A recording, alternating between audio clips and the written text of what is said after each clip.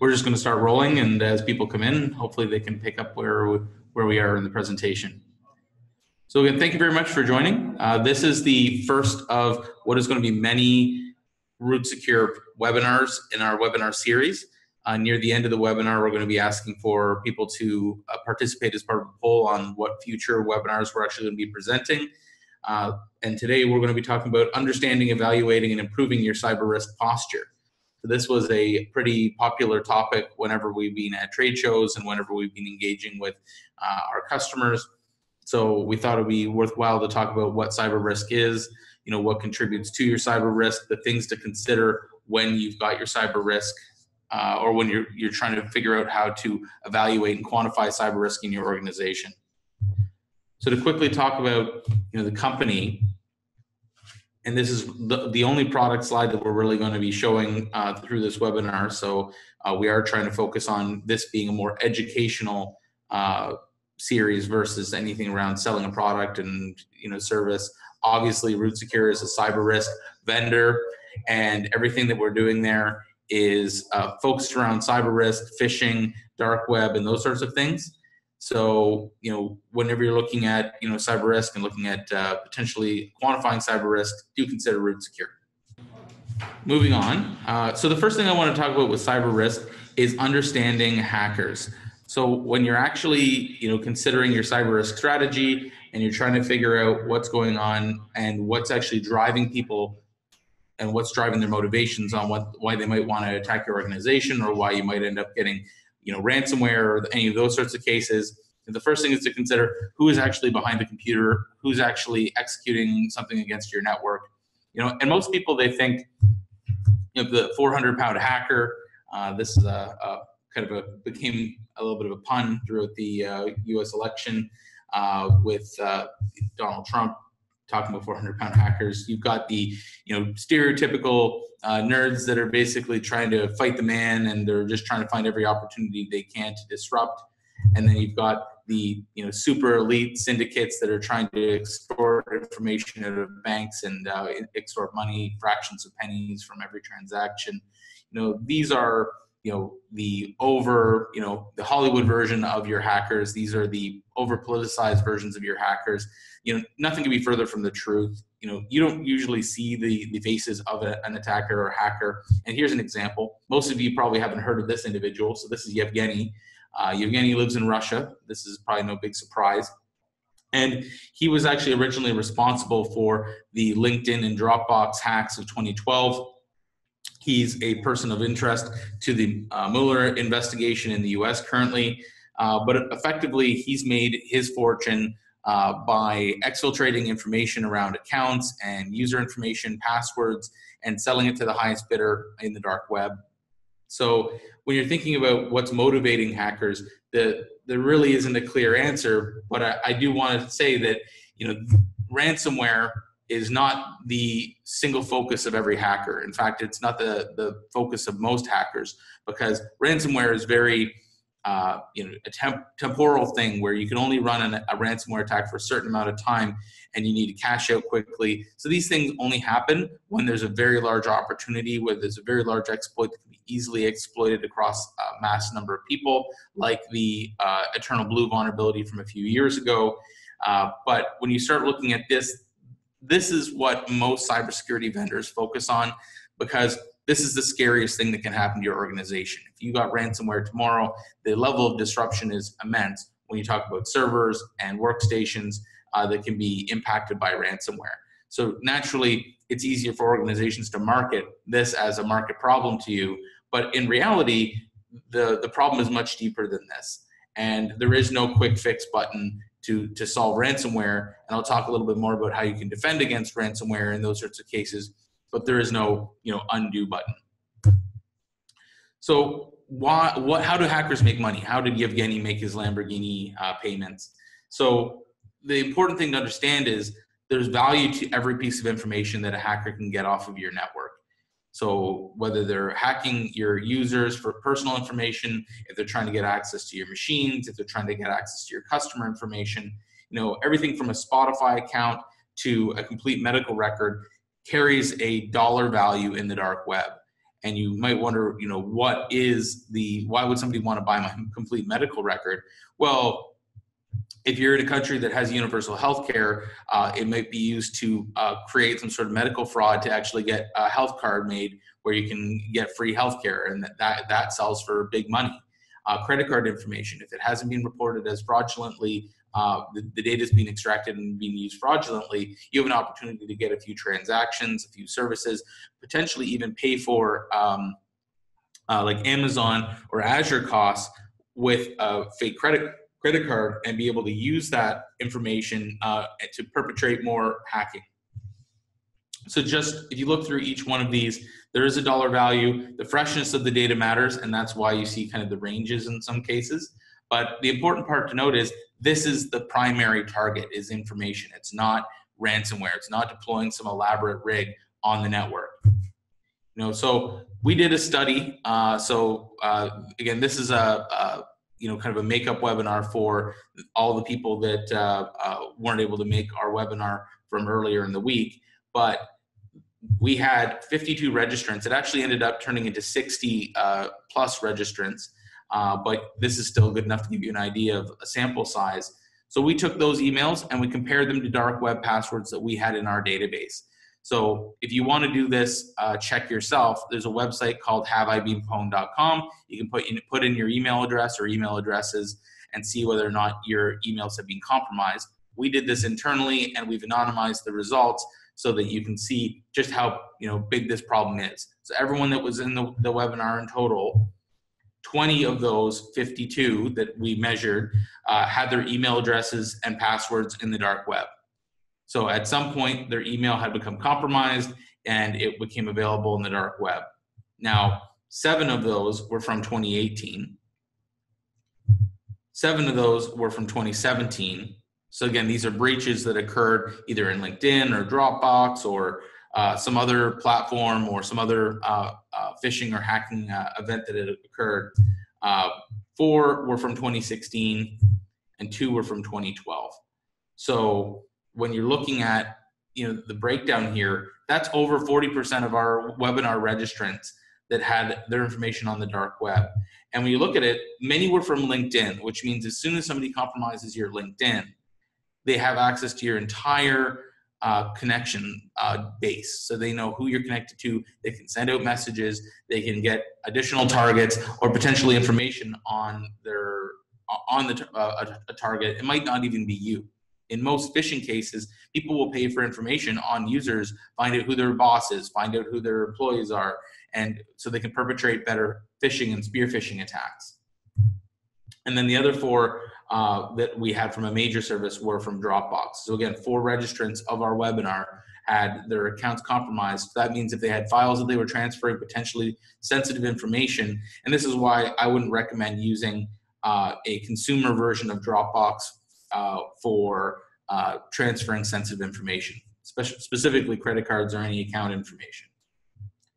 So if that hasn't scared you enough, we'll continue on.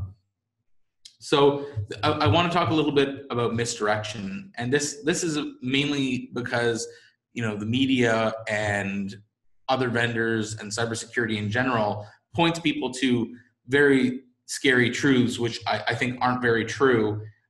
We've got hacking events are not targeting your organization. Most hacking events, a hacker has an automated set of scripts that are running. It's scraping the entire internet, and that's a big place to scrape. And they're looking for anyone who has vulnerabilities. They're looking for anyone who has an open, weak point that they can exploit. And then that script will automatically try to exploit it. So it's not somebody and somebody's time that's being wasted. It's just a CPU somewhere or multiple CPUs somewhere that are scanning the internet looking for an opportunity.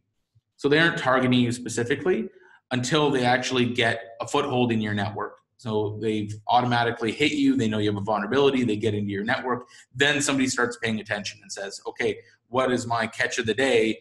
And they look at all the different businesses and people that they've got access to, and they decide what to do with the information, they decide what to do once they're in the network.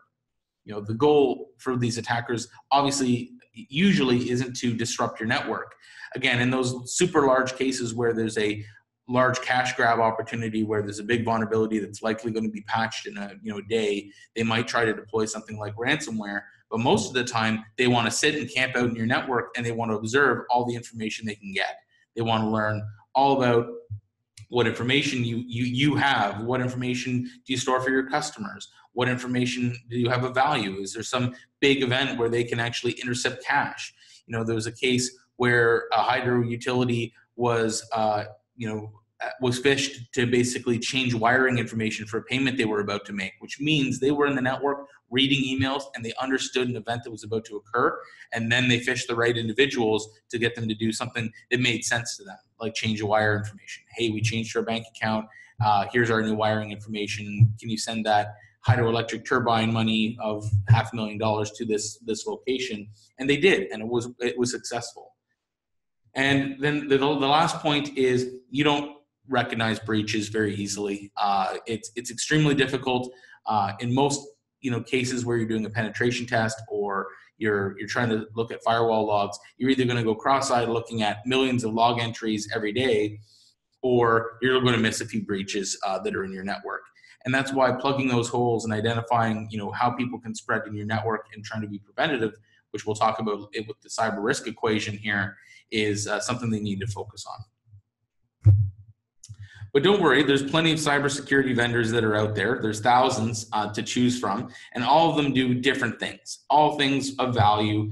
I think that a lot of people adopt a strategy of, look how many vendors I have in my network that are doing cybersecurity remediation or detection or scanning or whatever.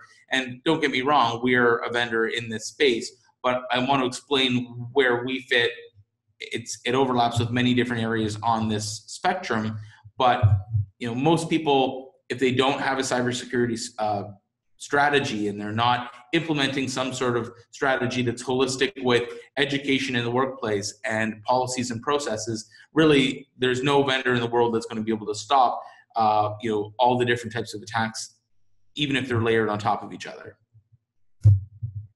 So that leads us into the area of risk management, which is where we're going to spend a good chunk of our time talking about what cyber risk is, and being able to measure, assess, evaluate, and manage your risk.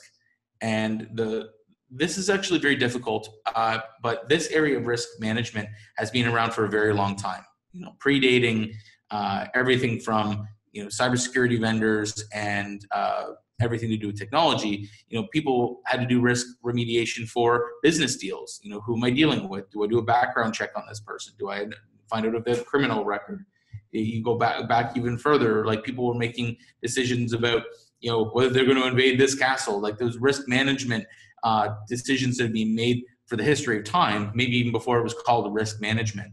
But this is just a logical way that you understand risk, quantify risk, and then understand whether it's worth taking or whether you should be doing something about it to adjust it and ultimately lower it. So that kind of leads us into the cyber risk DNA. And this is the root secure cyber risk DNA. This is how we view cyber risk. And I want to help you understand this because a lot of people don't understand all the different vectors of cyber risk that there are.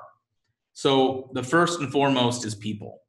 So this is hopefully obvious for everyone on the call here, but people are your biggest asset because they have brains, they can think, they can do complex tasks, they can add to your value with patents, or with the way that they can process data, or the way that they're doing labor in your organization. But they're also one of your biggest weaknesses because they fall victim to deception. They ultimately can empathize with an attacker that's trying to get information from the network. So it's very important that they understand how to detect deception and understand the best cybersecurity practices. And I'll go into more detail on how you can help with that later on. Vulnerabilities in the network. So again, another, I'm going to say more obvious area is understanding what vulnerabilities exist. This can be done as easily as a Google search on the software versions that are deployed in your network or the devices that you have. But again, it's a routine process that needs to be done at a fairly regular interval. So what vulnerabilities exist in your organization?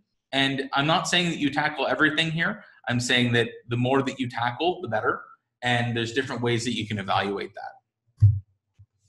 User behavior is another key area of focus. This is very different from people and understanding your people and making sure they understand cybersecurity. But how do people use your technology resources is an extremely important thing to understand. So when I mean and say that and mean that, I mean, how do you recognize a normal day from a day where something weird's happening? You know, is somebody logging in from a different location? Are they using public Wi-Fi? Do they take their laptop home every day? Do they, plug in these weird random devices on their computer on the regular? What is a normal behavior versus what is, abnormal behavior? Because that'll help understand and use all the information that we're going to talk about how you can collect and manage that and identify anomalies yourself. The next is network access. So network access is who has access to your network from when and where. So when you're talking about access to your network, it's very important to understand, where are they coming in from? VPN connection, remotely, Office 365, G Suite, how are they using your resources? Do they upload lots of data? Do they have the opportunity to have access to personal information like PII, like medical records or credit information? It's important to know that data and who has access to it, what access controls are in place, your guest Wi-Fi. How many of you have guest Wi-Fi? How many people know that it's segmented from the rest of the network? If somebody really wanted to, change their MAC address on their computer to make it look like another device, like the receptionist laptop, which they can read off the back, potentially, could they get into the network and access something else? Digital footprint. So this is another area of cyber risk that's often overlooked, which is your external addresses. How many people have static IP addresses? It's way more common in business and enterprise than it is in consumer. But even a consumer, if you have a cable modem, you likely have that same IP address for 6 months. Those leases don't expire for a very, very long time. And that means that you're a target for 6 months if somebody understands who you are, what your IP address is. And those consumer routers, there's many holes in those, and they're often patched. Sometimes there's Wi-Fi vulnerabilities, like the WPA2 vulnerability that can let somebody get right into an internal network. Understanding what your digital footprint is at your organizational level, or even the personal level of the people that are important to your organization, there's value there. Interconnected vendors are another component, and I know there's a lot that we're going through here on the cyber risk front, but I'm trying to cover a lot of gaps where we've seen significant breaches happen. So, if we go back to Target of, I think it was 2012, they were breached through their HVAC vendor. So I will talk about the degrees of separation a little bit later in this presentation, but understanding who you're partnered with, who has a direct connection into your network. Most of you might say, well, nobody does, but maybe if I ask the question differently, like, do you have a smart thermostat? Do you have any automated systems? Do you have any employees that are connecting in remotely over VPN? Like there's different ways to interpret remote connections. It's becoming more common that ERP systems are being managed as SaaS applications. People are using CRM systems that are hosted in the cloud. People are using remote printing services, or so people know when you're low on toner. These are all ways that you can be potentially breached, and it's an area that you need to consider when you're considering your cyber risk posture. Critical data. Again, another obvious one where understand what is critical to your organization. So in the ultimately horrible case of ransomware running through your entire network, where is the critical data stored? Who has access to that critical data? What safeguards are in place for access? And what backups have been done? The number of times a ransomware attempt from an attacker would have fallen on deaf ears in the event it would have been mitigated completely by just having sufficient backups. If you have the data, who cares? You just nuke everything, you reload it. It's pain, there's work and effort and cost associated, but at the end of the day, your business isn't crippled because of ransomware. And then the last, and probably the most or least popular, I should say, is processes. So, there's a reason why ISO 27001 and 2 and SOC 2 and NIST 800 and PCI DSS, all these different compliances exist. It's because there was no firm, concrete way to understand whether an organization was doing any of these previous steps. And all the processes that I would recommend doing for organizations that don't fall into some level of compliance is just ensuring that your employees have a good understanding of policies and process. This does not stop at digital access, who accesses what data, don't have credit card information on your computer, make sure that you're backing up everything, et cetera, et cetera, et cetera. But it also comes into who accesses what. Don't let people tailgate behind you. Don't let people plug random USB devices into your computer. Report weird behavior of your workstation or people around your workstation. I've seen organizations significantly over torque here, and when you over torque, it becomes noise, and noise people ignore. The important part here, I think, is coming up with a very concrete set of maybe 10, 15 processes that are easy for people to understand and wrap their head around, and then lock in on those and make sure that they are repeated on an annual basis or biannual basis.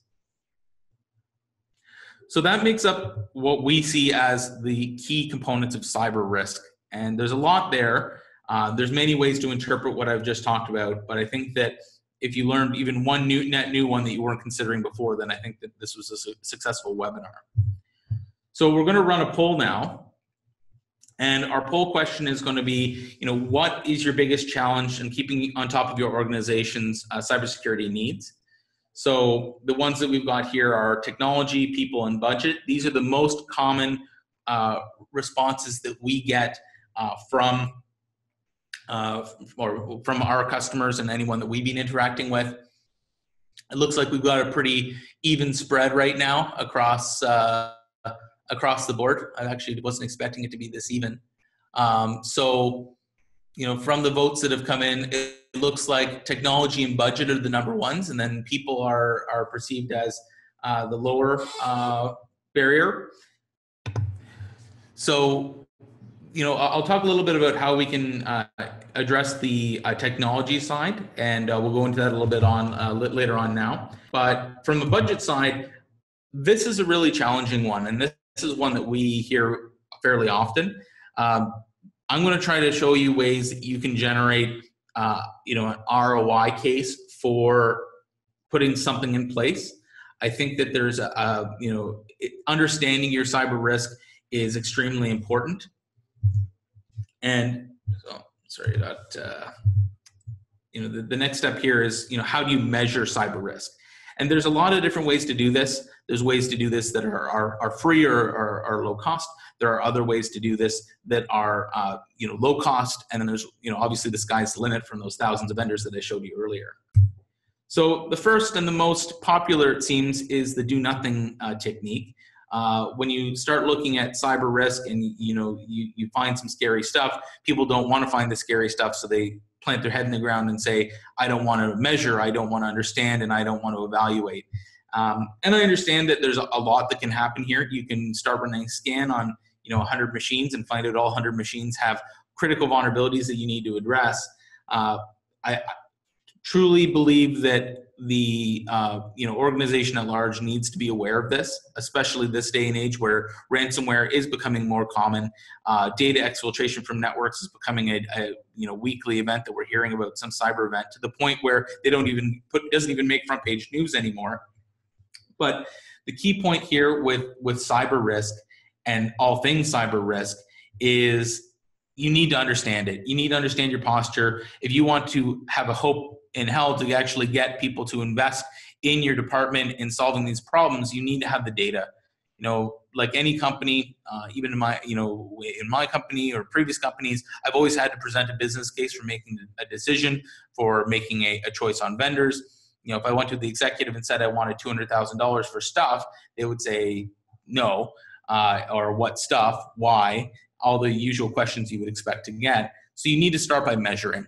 And there's other vectors that you can take to address mitigating cyber risk than putting in an expensive firewall or buying expensive solutions. Sometimes it comes in and says, we need to segment this part of the network with the existing equipment we have.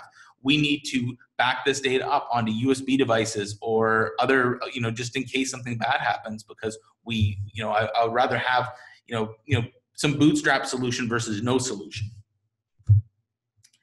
So I think it's important to understand, before I go into the others, ways that you can evaluate and measure, is understand the kill chain. So for those of you who aren't familiar with the kill chain, I'll just walk through it quickly. It starts off with, initial recon. So these are the steps that an attacker goes through to exfiltrate or, deploy something in your network like ransomware or some other rig. So when you're looking at, initial recon, this is done either phishing or somebody calls or they drop USB devices in the parking lot, and initial compromise. And sometimes that initial recon and compromise happens at the same step, where you click on a phishing email, you get into the computer, you launch off some malware. Within a few seconds of you getting that email, you are both successfully, there's successful reconnaissance and a deployment of compromise or some compromise that happened there on that machine. Establishing a foothold. So as soon as you get access to that machine, if you're an attacker, the first thing you want to do is keep your lifespan in that network by deploying anywhere else you can reach. Maybe it's different places on that system, it's extra backdoors. Find out what systems you can access outside of that machine and try to infect those. And then once you've established a suitable foothold, you're now going to try to escalate your privileges so that you're an admin user or a root on a system. And once you've achieved that, everything else becomes easy. And then, doing additional recon, moving laterally through the network. Now that you've got admin access, you can effectively go anywhere. You can modify files so that you can proliferate more malware. You can install more backdoors. You can access more devices. It's amazing how much we trust our internal networks. Almost everybody has innate trust of anyone that sits on their internal network, because once you got past the firewall, you're our best friend. And when an attacker gets in and into an environment like that, that's when the bad stuff can really happen. So the next thing is they maintain presence by using all these different, recon, moving laterally, reinfecting other files.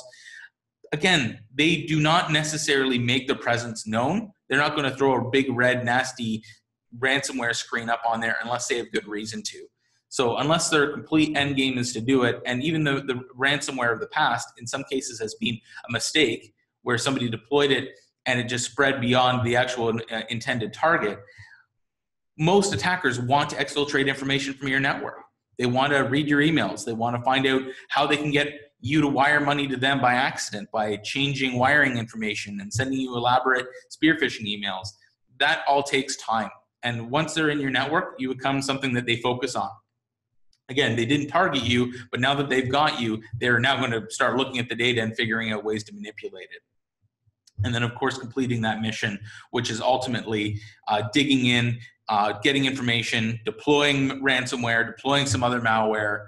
And this leads me to where most organizations focus their time and their investment on these latter phases, where they look for real-time events that are happening, or files that are being deployed, or in-memory injection, or other things that would indicate that you've got a compromised system.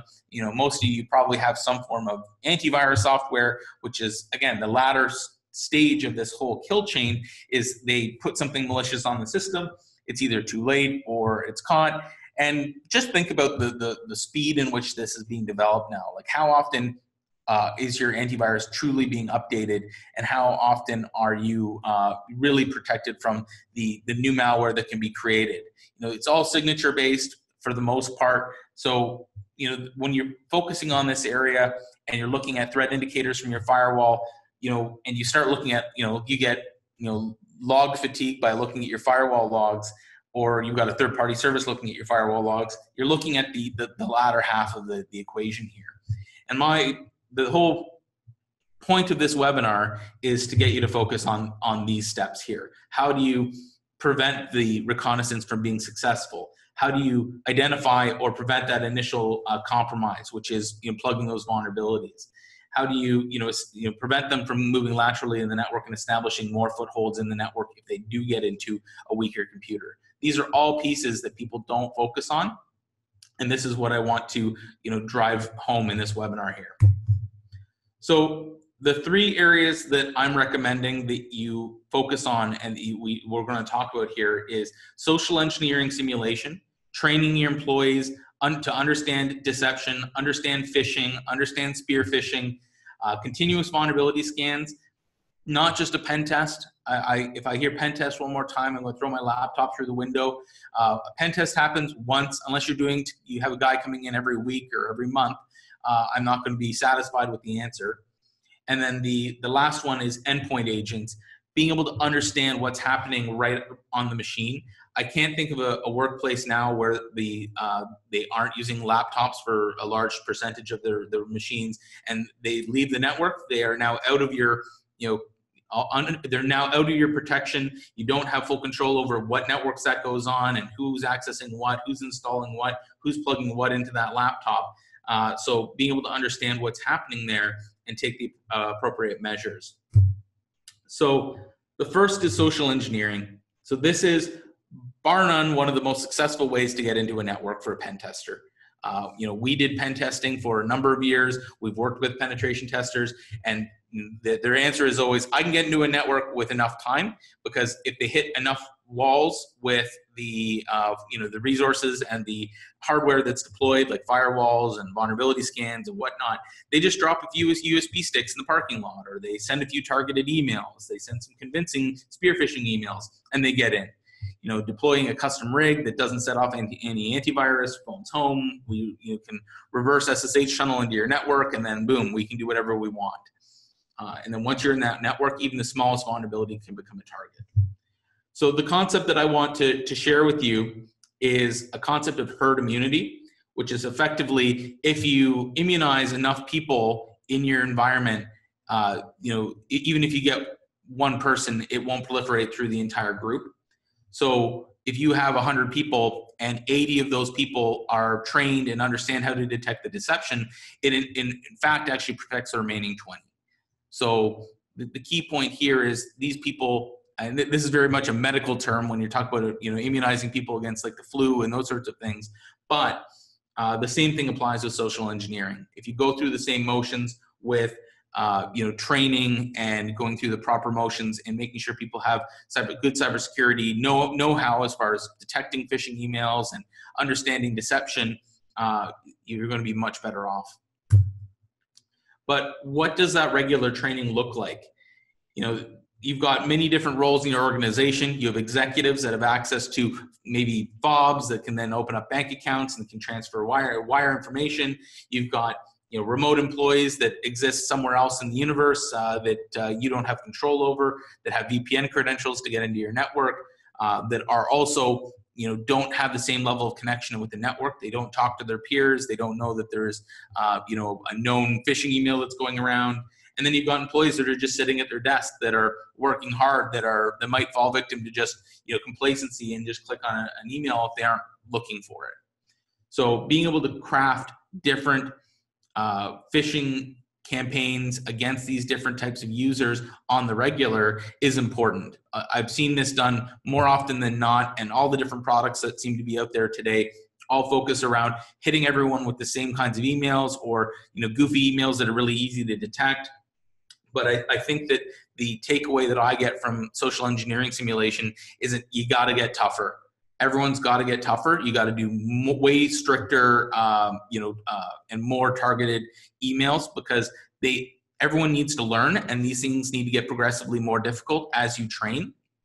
And again, there's no end game here. You always have to continuously retrain. You're going to have new employees that are going to come on board. You're going to have to retrain them. You have to refresh all the people that eventually start to lose sight of what's happening. You have to keep on top of what the latest sort of phishing emails that are coming in and what those look like, and address those, and then address that in retraining. And again, there are many products that exist in the network, RootSecure being one of them, of course, but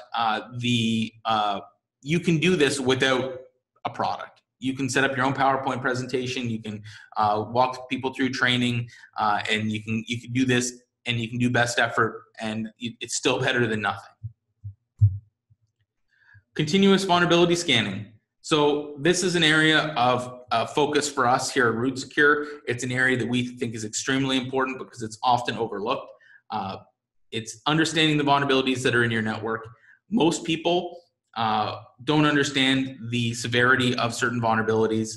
So, when you look at this, we're looking at 3 different steps here: detect the vulnerabilities, assess the risk for those vulnerabilities, and then mitigate the ones that make sense to mitigate. I know many networks that we've deployed in and other people have deployed in, they come up with thousands of vulnerabilities in their network. And in some cases, there's a lot of high priority vulnerabilities. And it's understanding the risk to your business. Some have compliance drivers. That means everything needs to get taken care of. But the key factor here is once you take care of the large percentage of vulnerabilities, things start to get better and then progressively better over time. So if you look at this graph here, your cost to control vulnerabilities, if you're doing pen tests or periodic vulnerability assessment, keeps climbing. You do the VA in February. By June, you have to redo it, and then you're back to almost the same step that you were at before. Where if you're continuously monitoring the vulnerabilities, you have to put a lot of work in up front. It's a lot of front-loaded work, and maybe you have to engage contractors or get additional people in to help patch things and get things under control. But the interval that we get net new additions and find net new vulnerabilities is not significant. It's low. So unless you've got this next WannaCry event where you've got Eternal Blue that shows up on all these machines, and that's a very extreme example. In most cases, it's just a server or something that needs to be patched, once every couple of weeks. So really, once you get this, under control and you get past that first hump, because it gets a lot better and your cost of control goes down. And that's where, having that ROI case for your management team to convince them of the value of doing continuous vulnerability assessment can really help them understand why to do this. And instead of bringing that pen tester in or that vulnerability assessment 3 or 4 times a year, can be significantly different as far as cost and time to your organization. Because if you're a small organization with a small team, it can be very taxing on your team when you should be doing other things. The next is understanding your vendor cyber risk. So again, I covered this before, but I'm going to cover it again because I think it's important and often overlooked. Cyber risk score of your organization might be 85, but maybe you just entered a big partnership with somebody who's going to get full unmitigated access to all your resources and all your other things. Maybe you're doing an M&A and you need to provide remote access to a whole bunch of your code, or you have to provide access to your accounting database so that they can run their own reports. What if they're at a 50% on the cyber risk scale? So let's talk about those degrees of separation again. Your network, maybe your cyber risk is a 5 out of 10, which is a low from a relatively low. And you've got an HVAC company, and they're a medium-sized company, and they let's just say they're at a 9 out of 10, which is higher. Maybe cause for some concern. Maybe you have a lot of unknowns on interactions with them, and maybe you don't even know that you've got an Ethernet cable that's plugged into a device that they installed just because they happen to be there and plugged it in, and that's in your network in a switch that's phoning back to their network so they know when to change a filter.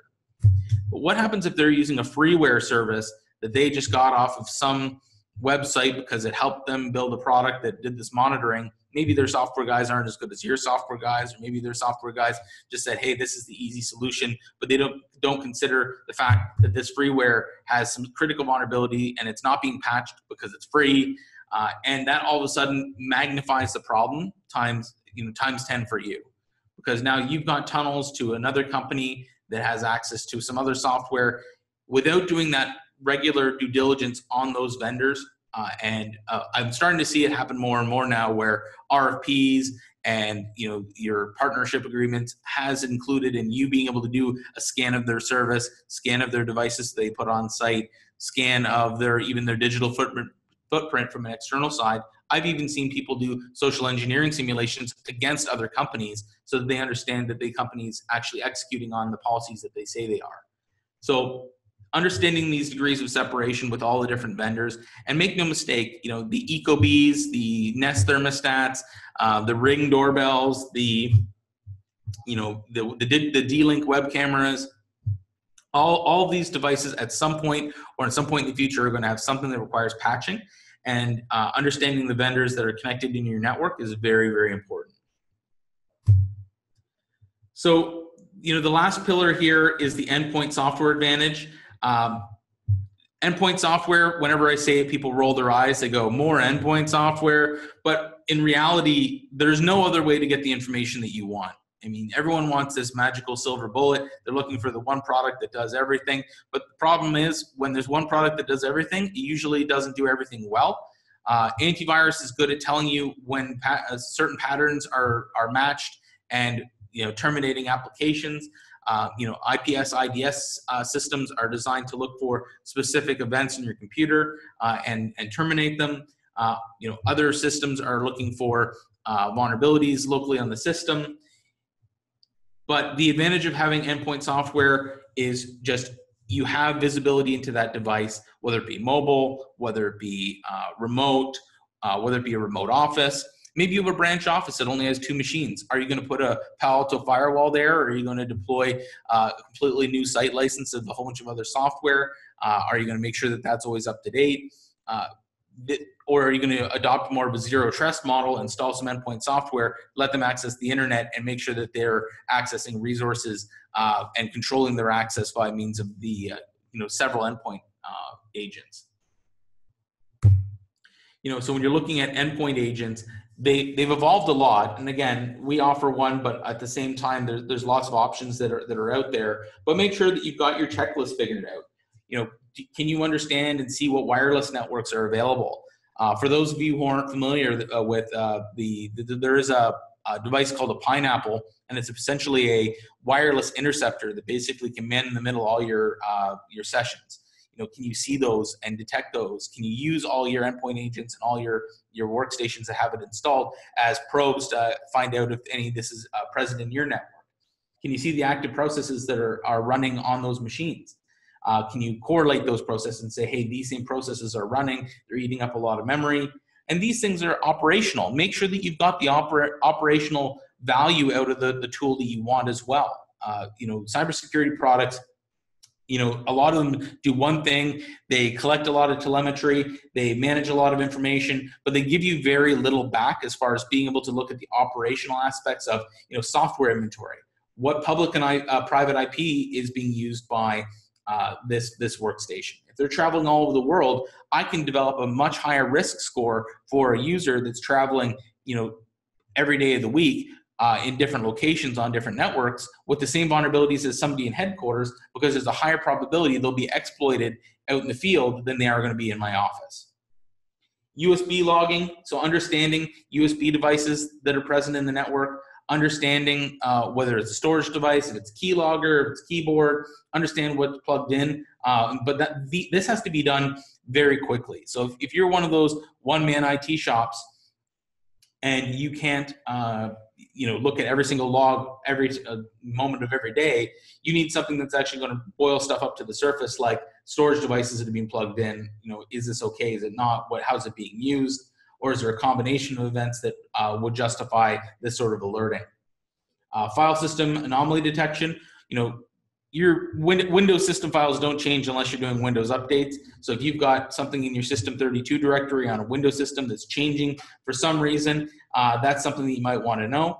And some of these events, like event security log monitoring or SSL certificate monitoring, even hardware monitoring or network topology mapping, are things that also help you do the post-analysis and audit of cyber events that are either blocked or allowed in the network. Being able to go in and get this operational information to actually trace back what's happened to fix it so it doesn't happen in the future is very important. Most SIM companies and most SOC companies, this is what they do.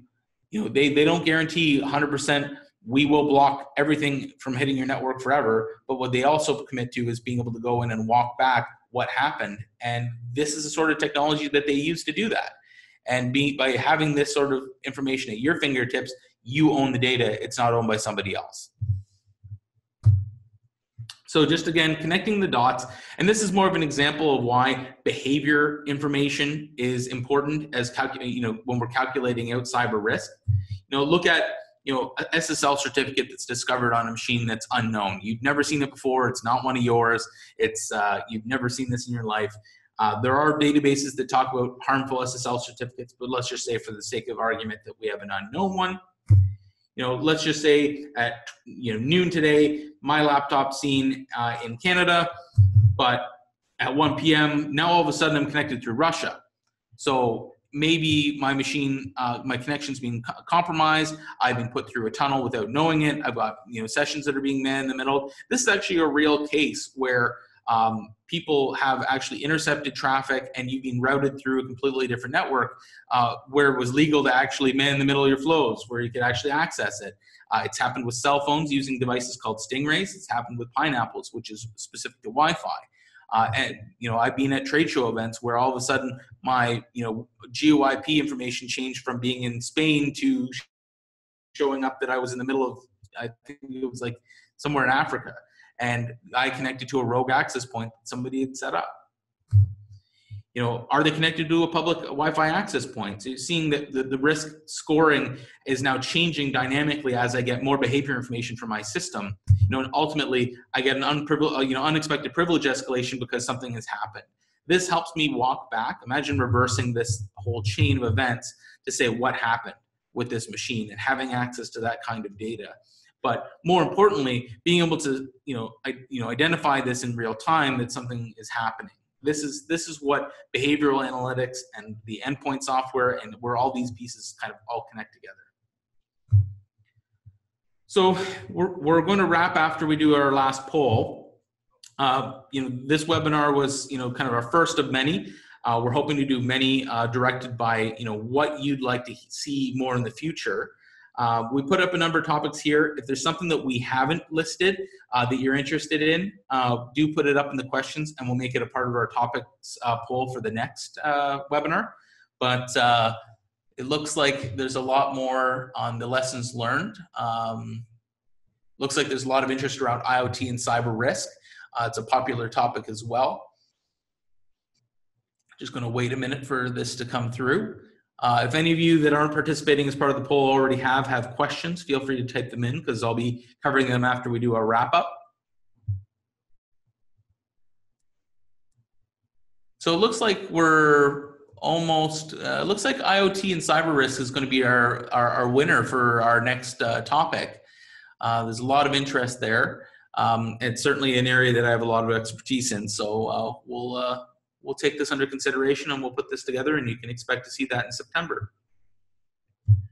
So just to do a quick wrap up, the key areas that I want you to take away from this webinar, I'm going to keep repeating so that it's ingrained in your brain. Social engineering simulation. This can be you just writing convincing emails to people. It's a lot of work, but if you're a small organization, maybe you can do it. Maybe you just sit people down in a boardroom once a quarter and say, just a reminder, here are the latest phishing emails that I've seen. Here are the bad stuff that I've seen. Here's the stuff that I've Googled that's bad.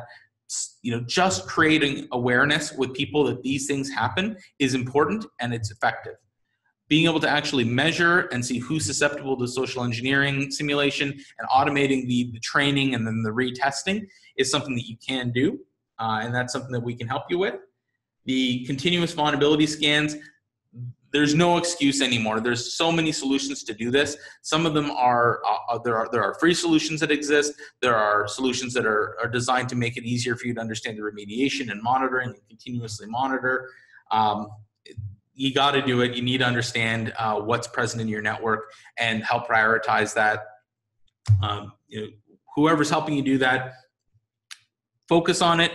Do it continuously, tackle that first hump of vulnerabilities that come in, and then it'll tail off very quickly and it's easier to manage. Deploying endpoint agents, being able to go in and monitor and get that behavioral information that helps you paint that picture, get that operational data that you need. Again, when you use other products and services like antivirus solutions, I guarantee that they're getting that operational value out of the endpoints. Make sure that they're providing you that same operational value. And then the key points are ignorance is not bliss. Despite it might feel good going home at night saying, hey, I don't know about any problems today. there could be a lot of problems. That I was very, very connected to that network that had that Exchange server that was compromised. When we found out that that was compromised, it was a big nightmare to walk that back, being part of a public company and working with a public company that had that sort of data breach potential. People are a part of cyber risk. It's not just digital. It's who has access to the digital resources of your network. Understand the people. If you've got a typing pool of, if they still exist, of like 100 people that are in their 80s that maybe have access to a computer, you still need to educate them on cyber risk. You still, I know many people. My own father, he's a chiropractor. His approach is they just don't have internet. So there are solutions that don't cost you much money, and you can do a lot of things there.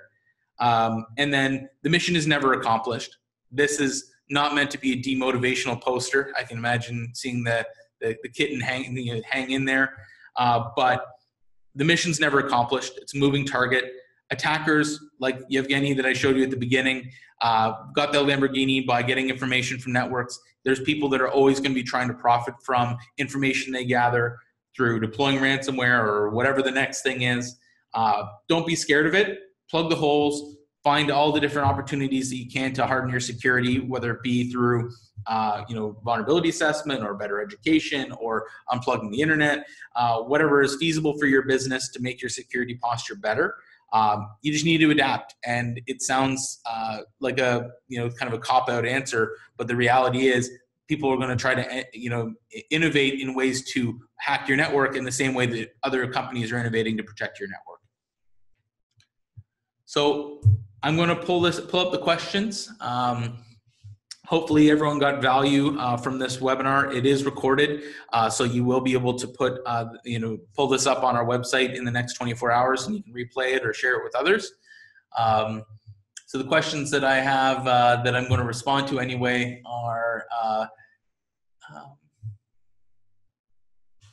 does Root Secure run HIBP? I'm not very familiar with that acronym, so I'm probably, HIPAA. So as far as compliances are concerned, I'm going to assume that that's HIPAA, is when you're looking at the compliances and you boil them all down, they all overlap in almost all the same areas. Are you conducting regular vulnerability assessment? Do you have a mean time to recovery? What is your process for actually basically all your I'm reading the questions as I'm getting this pulled in.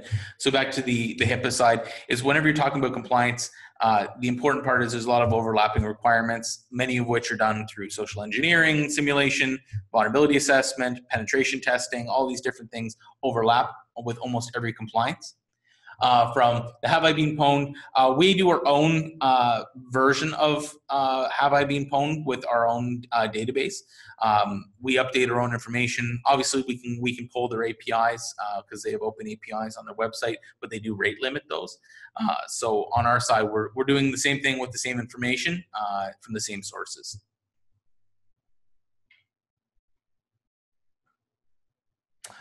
Well, it looks like we don't have any additional questions coming in. So I want to thank everyone for joining today. This has been a very successful webinar for our first one ever. Hopefully you guys took away a lot of value, and we hope to see you again.